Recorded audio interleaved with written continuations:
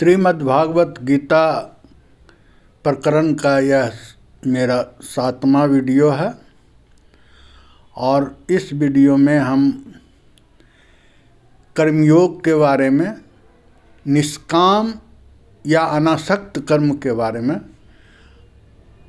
जो तीसरे अध्याय में भगवान श्री कृष्ण अर्जुन को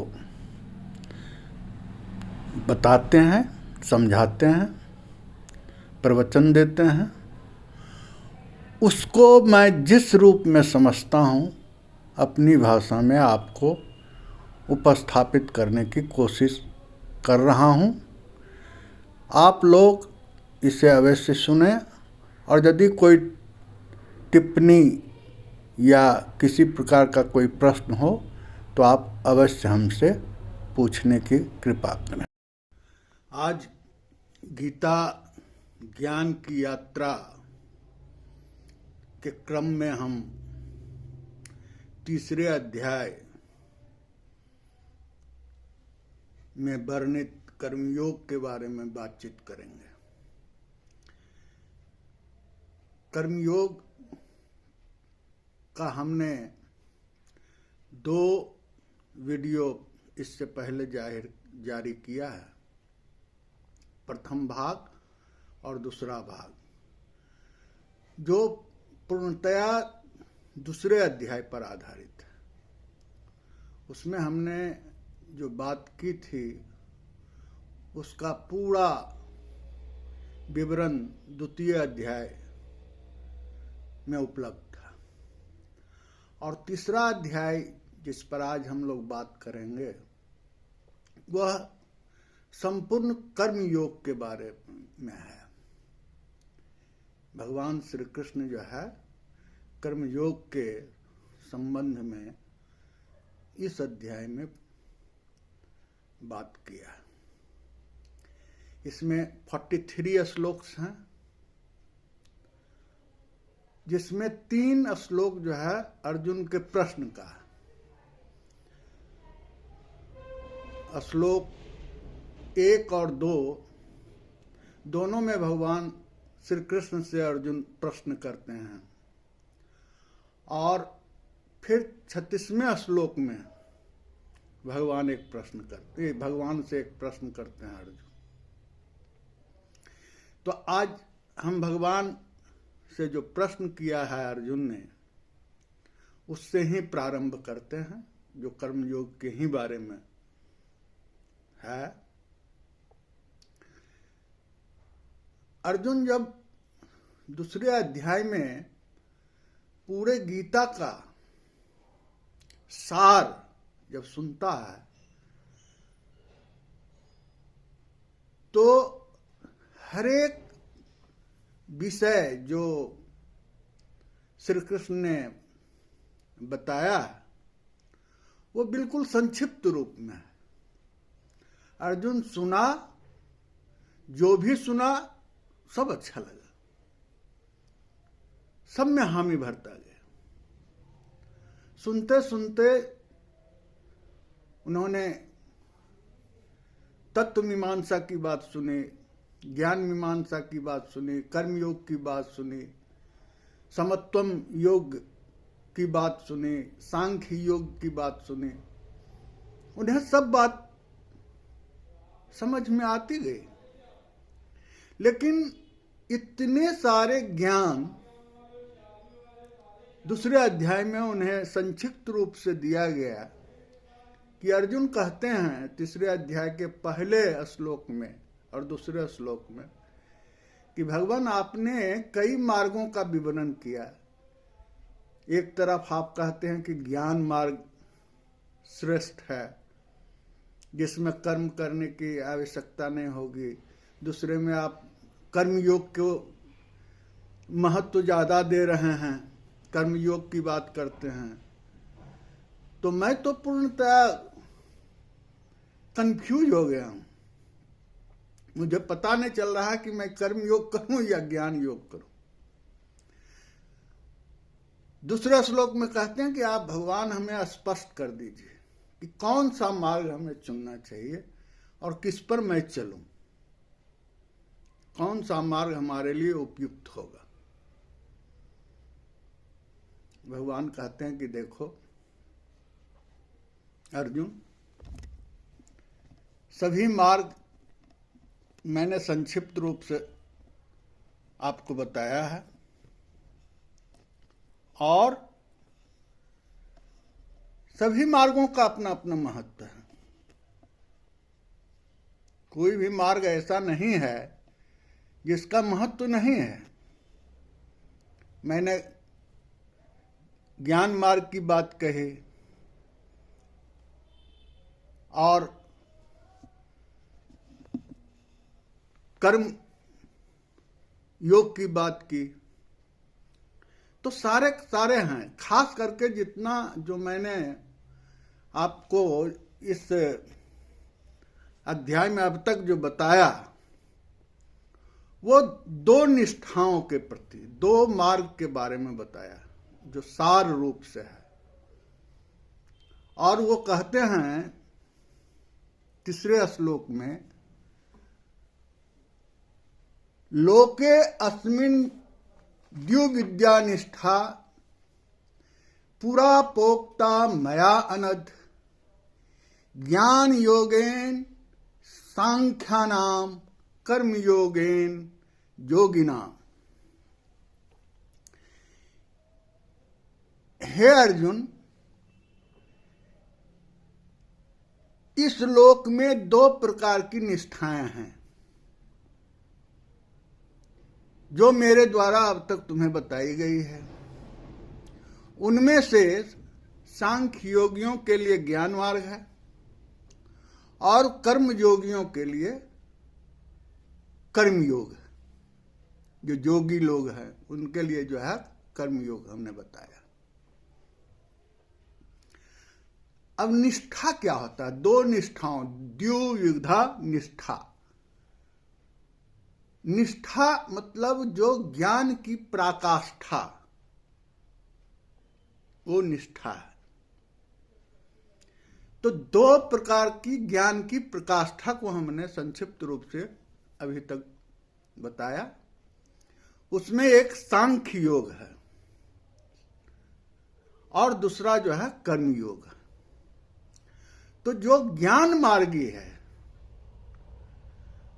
उनके लिए सांख्य योग बताया, और जो योगी है, कर्म योगी है, उसके लिए हमने कर्म योग बताया। तो ये दो मार्ग। अब सांख्य योग में हमने क्या बताया? तो भगवान कहते हैं कि सांख्य योग ये समझो कि प्रकृति प्रदत्त जो गुण विभाग है, प्रकृति का जो गुण है, माया का जो गुण है, माया का जो तीन गुण है, सात्विक, राजसिक, तामसिक, तो इन तीनों गुणों से जो इंद्रिय और शरीर बना है, उस शरीर के द्वारा जो कर्म होता है, जो कार्य किया जाता है, तो जो ज्ञान मार्गी लोग हैं वो अपने को कार्य करते हुए भी कर्ता नहीं मानते। जो इस तत्व को समझ गए हैं कि आत्मा जो है वो कर्ता नहीं है, वो जो कर्म हो रहा है प्रकृति के गुण विभाग के कारण हो रहा है। प्रकृति से प्रदत्त जो गुण है, उस गुण के कार्यान्वयन के कारण ये कार्य सारे हो रहे हैं। तो इसकी महत्ता जो है, सांख्य योगी जो है, जो सांख्य ज्ञान मार्गी हैं, जो ज्ञान मार्गी हैं, वो अपने को अकर्ता मान करके जो त्रिगुणी मन, शरीर, इंद्रियों के द्वारा कार्य करते हैं और उसमें आसक्त नहीं होते हैं, वो सांख्य या ज्ञान मार्ग है। और दूसरा जो कर्म योगी हैं, वो कार्य करते हुए अपना नियत कर्म करते हुए जो फल को अर्पित कर देते हैं, भगवान को अर्पण कर देते हैं, वो कर्मयोगी हैं। लेकिन ये मत समझो कि कर्मयोगी और ज्ञान योगी, जो ज्ञान मार्ग का मर्मज्ञ है और जो कर्मयोगी है, वो दोनों दो रास्ता, दोनों अलग अलग रास्ता है और मंजिल पर पहुंचना है। रास्ता बेशक अलग अलग है लेकिन एक दूसरे से रिलेटेड है। बिना ज्ञान का कर्म भी नहीं हो सकता। जो कर्मयोगी है उसको भी ज्ञान आवश्यक है। क्यों? क्योंकि कोई भी व्यक्ति जो प्रकृति प्रदत्त शरीर और इंद्रियां प्राप्त किया है, कोई भी जीव, वो बिना कर्म किए हुए एक क्षण नहीं रह सकता। कर्म करना उसकी स्वाभाविक कर्तव्य है। वो कुछ न कुछ करेगा ही। जिस समय शरीर धारण करती है आत्मा, जीव, उस समय से उस शरीर का कर्म जो है प्रारंभ हो जाता है। और कुछ कर्म तो उनके स्वाभाविक होते हैं।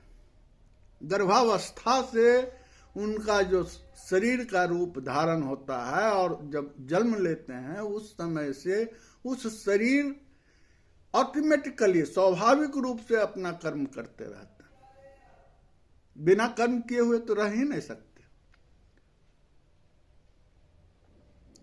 और इसलिए तुम ये समझो कि कर्म जो है, ज्ञान प्राप्त करने के लिए, ज्ञान हासिल करने के लिए भी तो कर्म करना पड़ता है।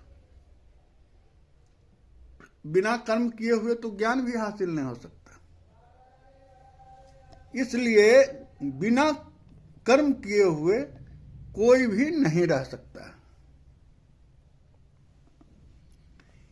ये मान के चलना होगा कि क्षण मात्र भी बिना कर्म किए हुए कोई नहीं रह सकता।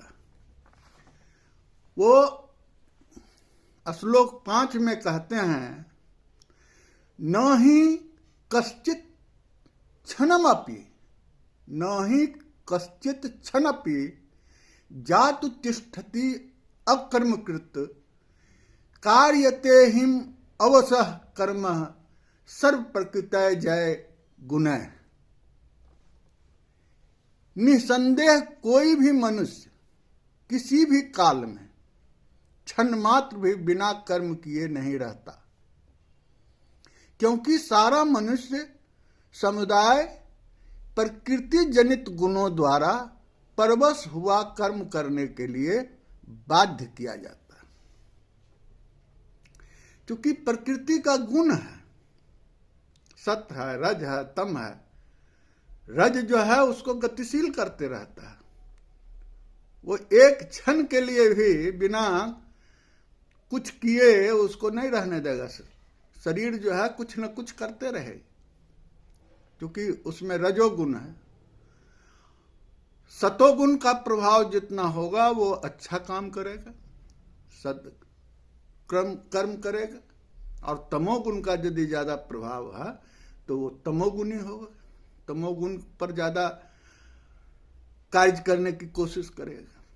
लेकिन बिना कर्म किए एक क्षण के लिए भी कोई नहीं रह सकता। यदि कोई, भगवान कहते हैं कि यदि कोई यह दिखावे के लिए अपनी इंद्रियों को रोक ले और कर्म न करे, और इंद्रियां उसका काम नहीं कर रही है लेकिन उसका मन जो है कुछ न कुछ करने के लिए सोच रहा है, तो समझो कि वो झूठ बोलता है कि उसकी इंद्रियां जो है कर्म नहीं कर रहा। तो बिना कर्म किए यदि इंद्रियां नहीं काम करेंगे तब भी उसका मन काम करते रहता है। तो कर्म के बिना तो एक क्षण भी नहीं रह सकता। फिर 8वें श्लोक में कहते हैं भगवान, नियतम कुरु कर्म एव नियतम कुरु कर्म त्वम कर्म जाय ही अकर्मण शरीर यात्रायपि च ते न प्रसिद्धयेत अकर्मण। तू शास्त्र विहित कर्तव्य कर्म कर, क्योंकि कर्म न करने की अपेक्षा कर्म करना श्रेष्ठ है, तथा कर्म न करने से तेरा शरीर निर्वाह भी सिद्ध नहीं हो सकता। अरे शरीर निर्वाह के लिए तो कर्म करना ही पड़ेगा। कुछ कर्म तो ऑटोमेटिकली होते रहता है, तुम न चाहते हुए भी तुम्हारे अंदर होता रहता है। तुम्हारा कोई प्रयास नहीं है, तुम खाते हो और तुम्हारा पाचन क्रिया काम करते रहता है। तुम्हारे अंदर जो है तरह तरह के एंजाइम पाचन के क्रम में बनते रहता है। सारा मशीन जो है ऑटोमेटिकली चलते रहता है। तुम इंद्रियों के बदौलत कुछ नहीं कर रहे हो, लेकिन स्वाभाविक रूप से वो इंद्रियां वो जो है इस तरीके से बद्ध है कि वो कर्म करने के लिए कोई प्रयास भी नहीं कर रहा, फिर भी कर्म हो रहा। तुम सोच समझ के सांस नहीं ले रहे हो, लेकिन तुम्हारे अंदर सांस की प्रक्रिया चल रही है। तो पंच प्राण जो है अपने आप तत्पर है। सांस लेना, हवा, सांस छोड़ना, तरह तरह की जो स्वाभाविक क्रिया है वो ऑटोमेटिकली होते रहता है। तो अच्छा है कि ये मत सोचो कि हम कर्म न करें। कर्म न करने से बेहतर है कर्म करना, क्योंकि यदि कर्म करते रहोगे तो तुम्हारा कल्याण होगा। इस तरीके से भगवान कहते हैं कि अर्जुन, तुम्हें कर्म करने में ही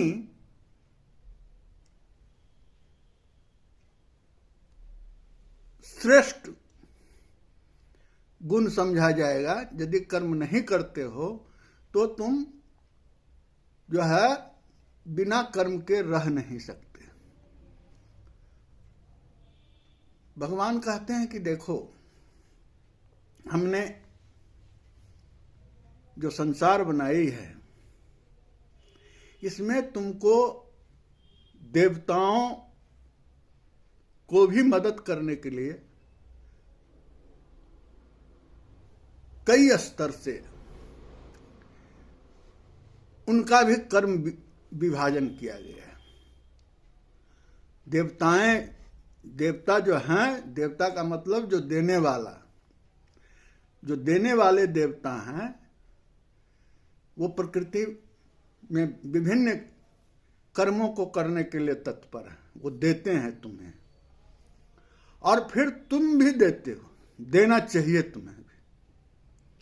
जो तुम्हें देने वाला तुम्हारा देवता है तो तुम भी उनको दो। यदि तुम सकाम कर्म ही करते हो, तुम अपने शरीर यापन के लिए ही कर्म करते हो, तुम 100 सिद्धि के लिए ही कर्म करते हो या तप करते हो, किसी तरह का कोई कर्म करते हो इस आशा से कि उसका हमको फल मिले, सकाम कर्म भी करते हो, तब भी तुम्हें आदान प्रदान करना होगा। ये संसार का नियम है। और इसी आदान प्रदान के लिए देवताएं हमने प्रतिनियुक्त किया है, संसार को चलाने के लिए, तुम्हें मदद करने के लिए। देवता तुम्हें देंगे, तुम देवता को दो। सूर्य तुम्हें प्रकाश देता है, रोशनी है। सूर्य के प्रति तुम जो है कृतज्ञता व्यक्त करो। जल से तुम्हारा जीवन चलता है, जल के प्रति जो इंद्र देवता है उसके प्रति कृतज्ञता व्यक्त करो। तो उन्होंने कहा कि यज्ञ, कर्म को यज्ञ समझ के करो। जितना भी कर्म करो, यदि सकाम कर्म भी करते हो तो उसको यज्ञ की भांति करो। जैसे यज्ञ, किसान है, किसान जितना भी कार्य करता है वो यज्ञ के साथ करता है। जब पहले दिन वो खेती करने जाएगा तो हरमोतर करता है, जाकर के खेतों में कुदाल से मिट्टी काट के वहां शुभारंभ करता है। वो अर्पण है। खेती प्रारंभ करने के पूर्व से ही अर्पण शुरू होता है और वो इंद्र भगवान को खुश करना चाहता है, ताकि इंद्र जो है समय पर उसको बारिश दें, वर्षा दें, और वर्षा जब होगी तभी उसका फसल उससे हो सकता है। तो भगवान जो है वो उसको सही समय से, यदि तुम यज्ञ करते हो, तुम भी भगवान को अर्पित करते हो, तो भगवान भी तुम्हें समय से तुम्हारे यज्ञ के, चूंकि आदान प्रदान, यद्यपि सकाम कर्म जो ज्ञानी है वो नहीं करता है, उसे तो निष्काम कर्म करना चाहिए। लेकिन जो साधारण पुरुष है, जो सकाम कर्म को ही करना चाहता है, उसे भी कुछ न कुछ अर्पण करके करना होता है। लेकिन जो ज्ञानी है, जो ज्ञान योगी है, जो सांख्य योगी है, वो तो समझता है कि हम जो है कर्म फल के बंधन में फंसते हैं यदि सकाम कर्म करते हैं। तो वो सकाम कर्म नहीं, वो कुछ प्राप्त करने के बजाय वो अर्पण करता है। कर्मयोगी जो होता है वो अर्पण करने की बात करता है, वो निष्काम कर्म करता है, वह अपना फल जो है ईश्वर को सौंप देता है। लेकिन सकाम कर्म करने वाला भी जो साधारण पुरुष है वो भी यज्ञ की तरह जो है कर्म को करता है। भगवान 14वें श्लोक में कहते हैं, अन्नात् भवति भूतानि पर्जन्यात् अन्य संभवः अज्ञात यज्ञात् भवति पर्जन्यम यज्ञ कर्म समुद्भव कर्म ब्रह्मोद्भव विद्धि ब्रह्म अक्षर समुद्भव तस्मात् सर्वगतम ब्रह्मम नित्यम यज्ञोपतिष्ठितम। जो संपूर्ण प्राणी अन्न से उत्पन्न होते हैं, जितना भी प्राणी है वो सब अन्न से उत्पन्न होते हैं। अन्न की उत्पत्ति वृष्टि से होती है और वृष्टि यज्ञ से होता है, और यज्ञ विहित कर्मों से उत्पन्न होने वाला है। कर्म समुदाय को तू वेद से उत्पन्न और वेद को अविनाशी परमात्मा से उत्पन्न हुआ जान। इससे यह सिद्ध होता है कि सर्वव्यापी परम जो अक्षर परमात्मा है वह सदा ही यज्ञ में प्रतिष्ठित है। यानी जो वेद में कहा गया है कि यज्ञ में जो है भगवान या देवता, जिस देवता का यज्ञ करते हो वो उनको प्रतिष्ठित किया जाता है, उनको पूजा जाता है, उनको अर्पण किया जाता है, यह जान करके कि जो हम कर्म कर रहे हैं उस कर्म का फल ये हमको दे रहे हैं, देंगे सकाम भाव से भी। तो वहां भी वो अपने को प्रतिष्ठित, देवता को प्रतिष्ठित मान करके करते हैं, जो वेदों में लिखा गया है। और वेद तो जानते हो अपौरुषेय है, उसको किसी एक ने नहीं, भगवान ने ही कहा, तो ये भी सिद्ध होता है। तो यदि तुम सकाम कर्मी हो, साधारण पुरुष भी जो है वो भी बिना यज्ञ किए हुए कोई कर्म नहीं करता। और जो बिना यज्ञ किए हुए, बिना किसी को कहते हैं कि किसान जो है सबसे बड़ा कर्मयोगी है। जो कर्मयोगी किसान होता है वो तो इच्छा भी नहीं करता कि क्या फसल होगा या ना होगा। यदि नहीं भी होता है तब भी वो ईश्वर के प्रति समर्पित, फिर दोबारा खेती करता है। तो बहुत सारे किसान जो है कर्मयोगी हैं। जो गृहस्थाश्रम है उसमें बहुत सारे जो कृषक हैं या जो व्यापारी भी हैं, वैश्य भी हैं, वो भी कर्मयोगी हैं, अर्पित करके काम करते हैं, ईश्वरोर्पित उनका कार्य होता है। तो इस तरीके से भगवान कहते हैं कि कर्मयोग पर जो है तुम इसकी महत्ता को समझो। फिर भगवान कहते हैं कि जो हमारा कर्म करने का स्वाभाविक गुण है वो हमें प्रकृति से मिला। इस तरह भगवान कहते हैं कि जीव जो है वो प्रकृति प्रदत्त है, उसके जितने सारे ज्ञान इंद्रियां बनी है, उसका शरीर बना है, वो सब ईश्वर ने प्रकृति के द्वारा ही उपलब्ध कराया है।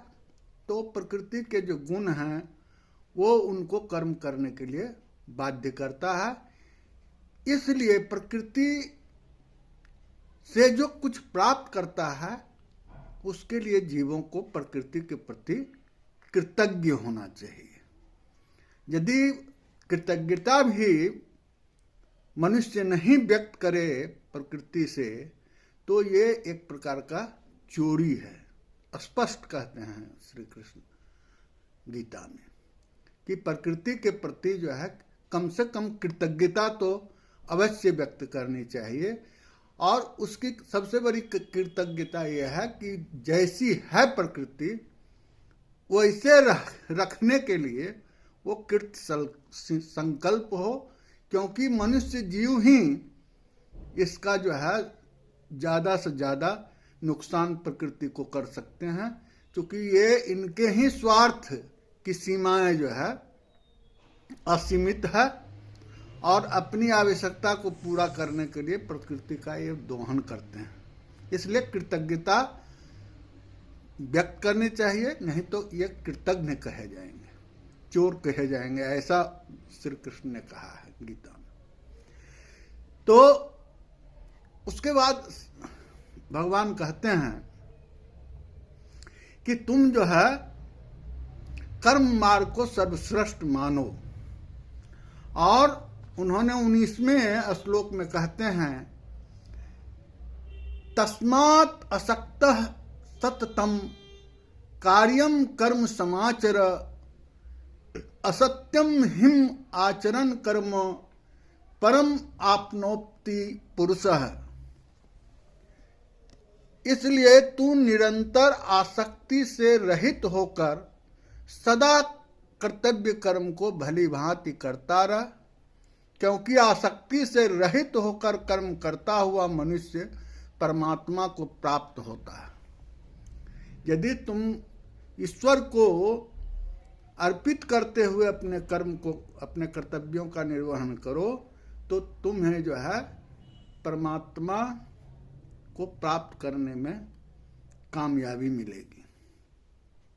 ऐसा अर्जुन के माध्यम से हम सबों को भगवान श्री कृष्ण बताते हैं।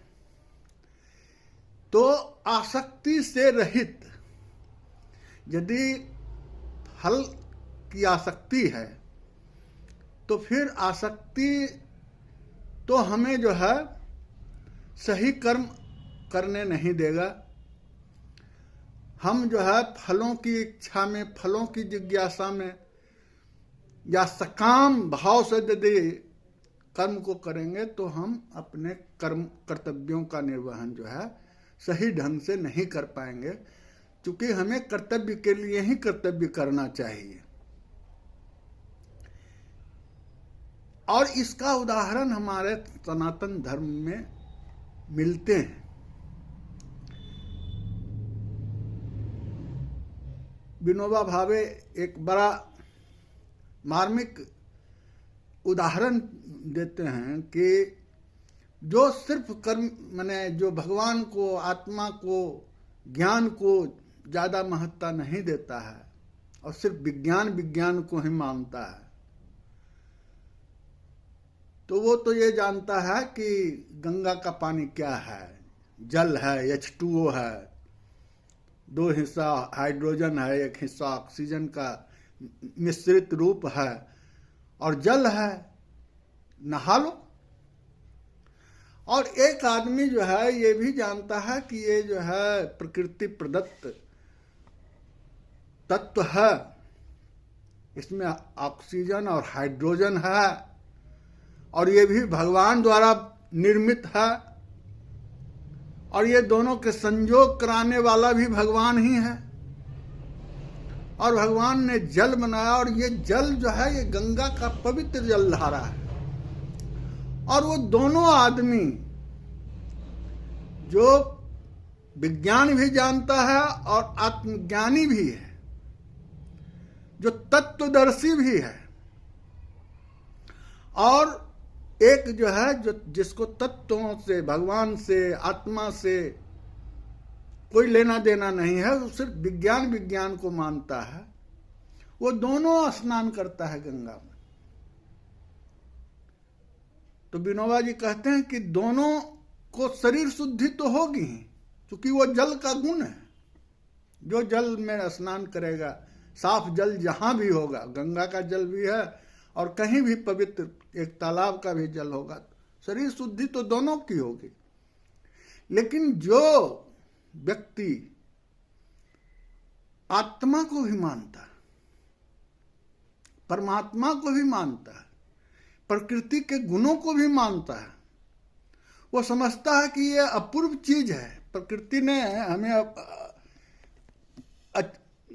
ऐसा चीज प्रदत्त किया है जो हम नहीं बना सकते। कोई जल नहीं बना सकता। यदि कुछ बनाना भी होगा तो जो प्रकृति में तत्व है उसी से हम कुछ बना सकते हैं। हम जो है कुछ नहीं नया चीज, कोई भी एक भी वस्तु, एक भी तत्व हम नया नहीं बना सकते।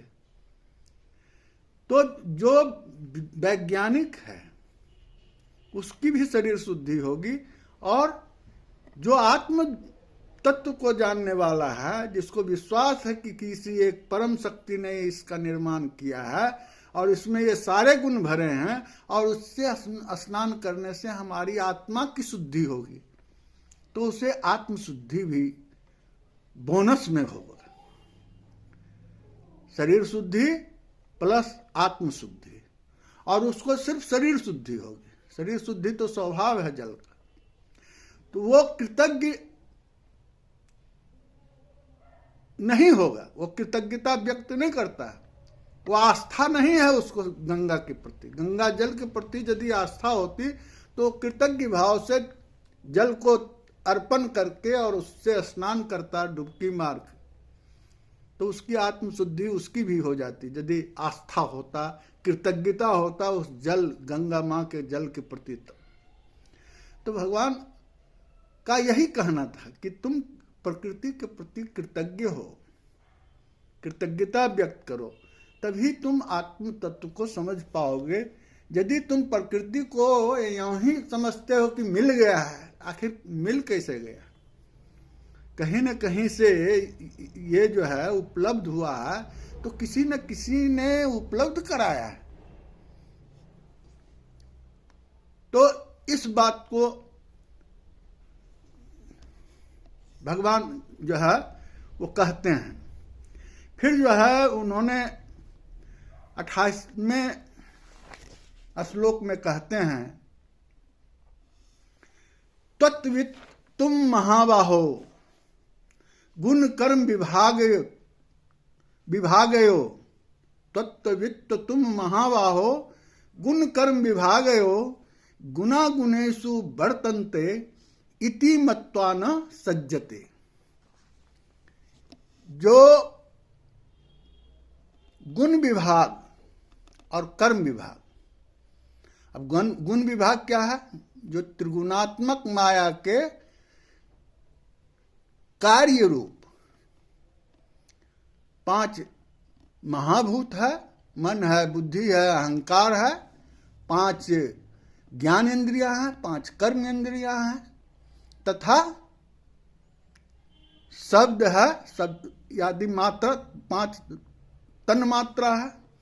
ये सारे तत्व जो है वो गुण विभाग से आया। जो प्रकृति का गुण है उसी से ये सारा तत्व, सांख्य योग में 24 तत्वों का उन्होंने वर्णन किया है कि पुरुष और प्रकृति का जब संयोग होता है तो महत निकलता। महत से अहंकार, और वो अहंकार 3 तरह का होता है, सात्विक अहंकार, राजसिक अहंकार और तामसिक अहंकार। सात्विक अहंकार से 11 5 ज्ञान इंद्रियां और 5 कर्म इंद्रियां और 1 मन, और 10 जो है वो तामसिक अहंकार से। उससे 5 जो है पंच महाभूत, क्षिति जल पावक गगन समीर, 5 जो है तत्व यह है, और 5 तन मात्रा। इस 5 का स्वाद, शब्द है, स्वाद है, वाणी है, स्रोत है। ये जो 5 तन मात्रा है और 5 महाभूत है, 10 ये और 11 5 कर्म इंद्रिया, 5 ज्ञान इंद्रिया और 1 मन।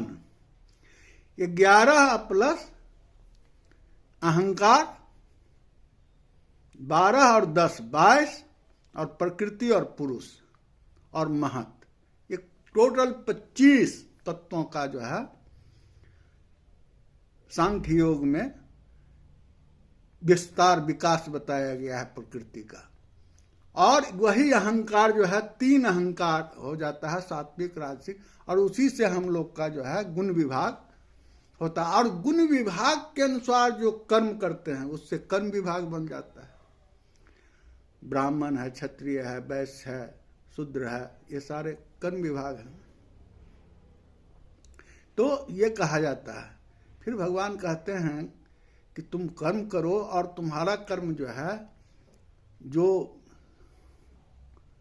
कर्म विभाग और गुण विभाग के हिसाब से तुम क्षत्रिय हो, और जो अपना कर्म होता है वो सबसे महान होता है, वो कर्म तुम करो। और इसीलिए कहते हैं श्रेयान स्वधर्मः विगुणः परधर्मात् स्वनिष्ठितः, स्वधर्मे निधनम श्रेयः परधर्मे भयावह। अपना जो धर्म होता है वो श्रेष्ठ होता है, दूसरे का धर्म यदि अच्छा भी है तो वो जो है सही नहीं है, भयावह होता है। और अपना जो धर्म है वो यदि उसमें मृत्यु भी हो तो उसमें आदमी स्वर्ग जाता है। तो इस तरीके से भगवान कृष्ण ने बताया। फिर अर्जुन जो है 36वें श्लोक में भगवान से एक प्रश्न करते हैं कि भगवान, कुछ लोग जो है नहीं चाहते हुए भी पाप का कर्म जो है कर ही देते हैं, इसका क्या कारण है? इसको थोड़ा स्पष्ट आप करें।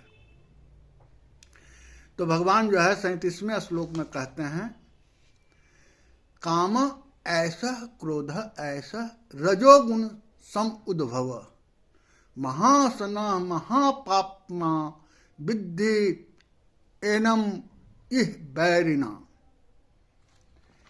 यानी जो रजोगुण है, रजोगुण से उत्पन्न हुआ यह काम जो है क्रोध को पैदा करता है। यह बहुत खाने वाला है और भोगों से कभी अघाने वाला नहीं है। यह जो है बड़ा पापी है और इससे ही तू इस विषय को बैरी समझ। भगवान कहते हैं कि देखो, हम बता रहे हैं कि ये सारा प्रकृति का खेल है। जो रजोगुणी व्यक्ति होता है उसकी इच्छा कभी पूरी नहीं होती है।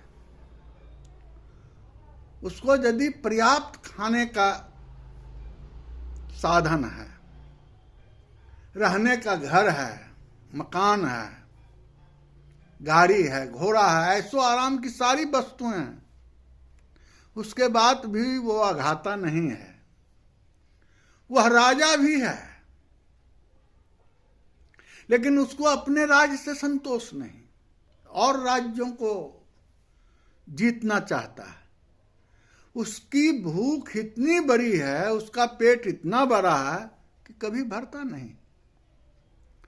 तो ये सारा कुछ जो है कुछ लोगों को इस रजोगुण के कारण होता है, और ये रजोगुण ही जो है उस व्यक्ति को पाप कर्म करने के लिए प्रेरित करता है। तो ये समझो कि यदि मनुष्य अज्ञानी है, जो इस बात को नहीं समझ पाता है कि भोग की वस्तुएं जो है इसी संसार में रह जाने वाला है, चाहे जितना भी हमें प्राप्त हो जाए, हम यहीं के यहीं सब चीज छोड़ करके ऊपर जाएंगे, ये भाव यदि उसमें उत्पन्न हो जाए तो शायद उसके रजोगुण की जो ये प्रबलता है वो उसके पाप का कारण न हो। लेकिन अधिकांश लोग इसी गुण के कारण जो है वो हमेशा परेशान रहता है और अपना जो है वो सर्वस्व उसको समाप्त करने के लिए तत्पर रहता है। वो अपना ज्ञान बुद्धि को किसी को महत्व नहीं देता है। तो भगवान कहते हैं कि देखो, जो इस बात को समझ जाएगा कि इसके पीछे क्या है, आखिर ऐसा क्यों रजोगुण में है, तो भगवान कहते हैं कि कामना, इच्छा, अति जिज्ञासा, लौलुपता, ये कामना जो है सबका जड़ है।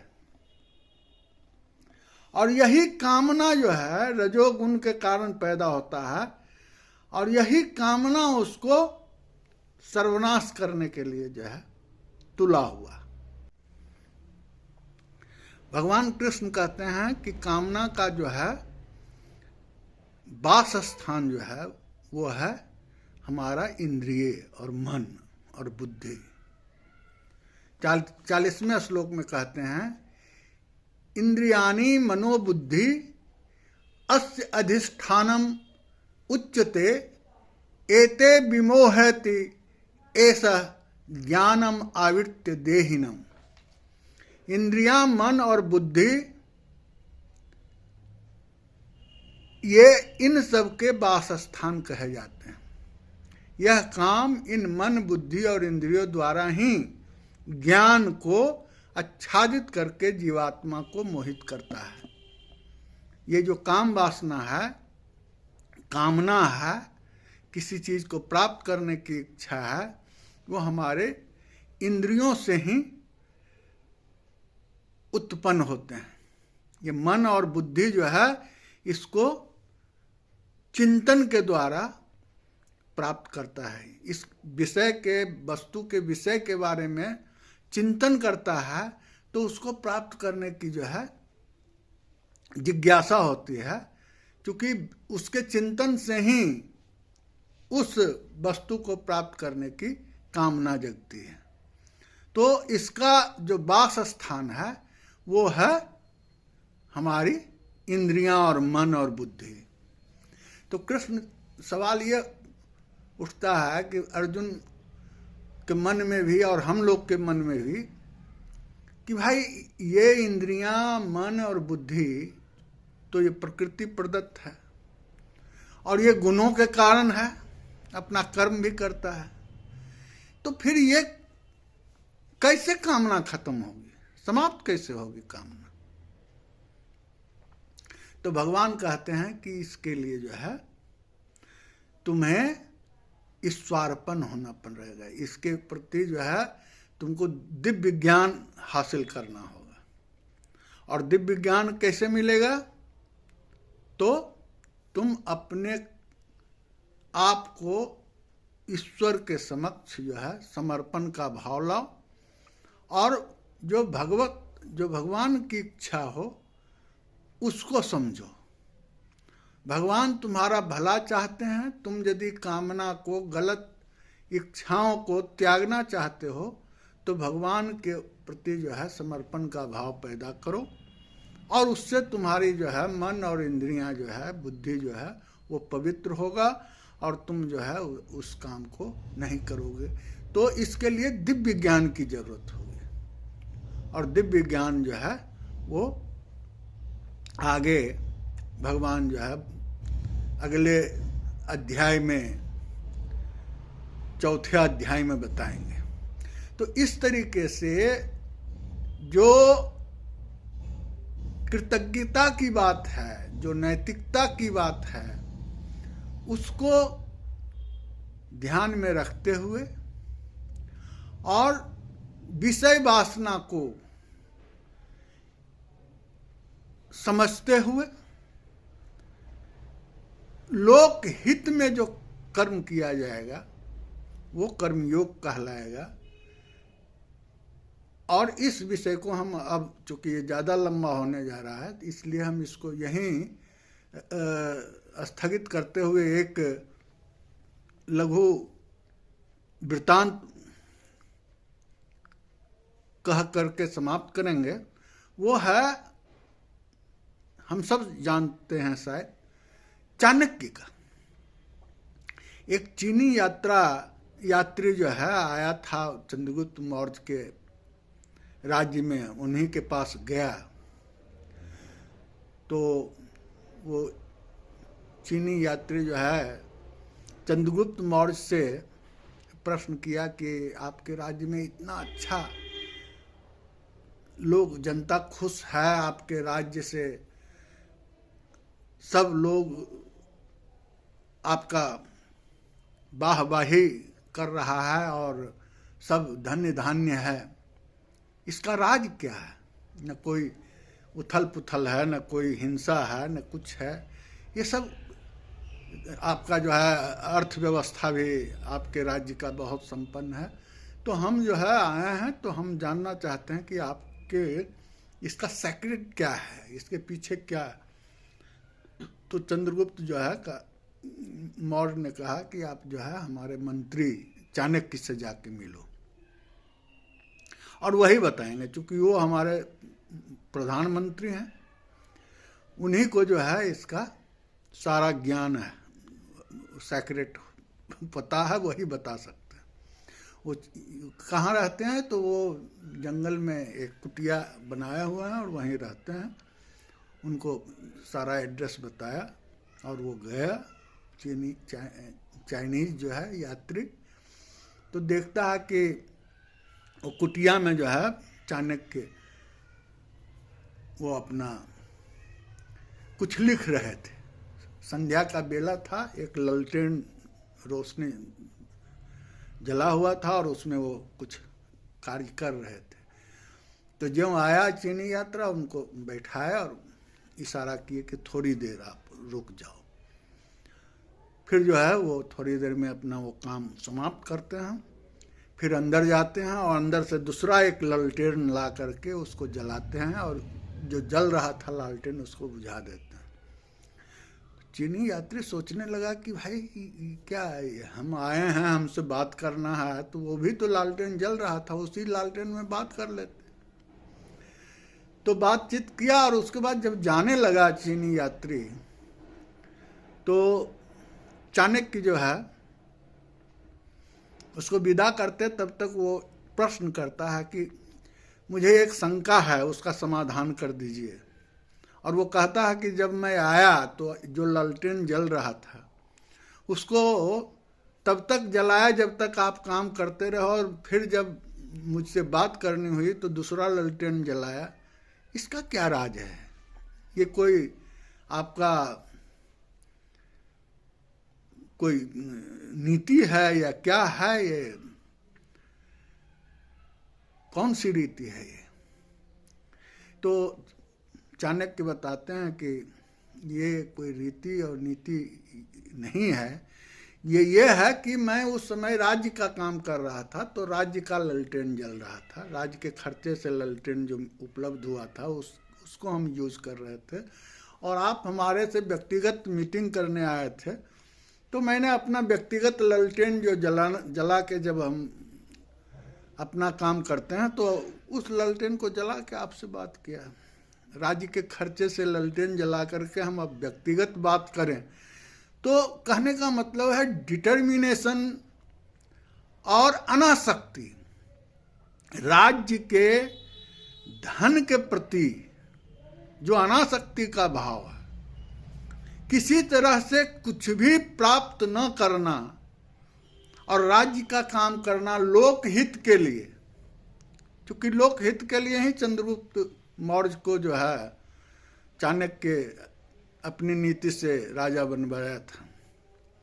तो लोकहित में किस तरह से ईमानदारी से राजकाज किया जाए, ये उदाहरण यदि देखना हो तो हम चाणक्य की नीति में देख सकते हैं। और इस तरीके से कहने का मतलब है कि जो अनासक्ति योग है वो यदि लोकहित में हो, हम जो काम करें उस काम से हमें जो मिलना होगा वो ईश्वर देगा, लेकिन हमारे काम से जो फलित हुआ है उसका उपयोग भी अन्य लोगों को हो, अन्य जीवों को हो, इस प्रकृति को हो। जो हमें मिला है वो हमें सौंप देना चाहिए।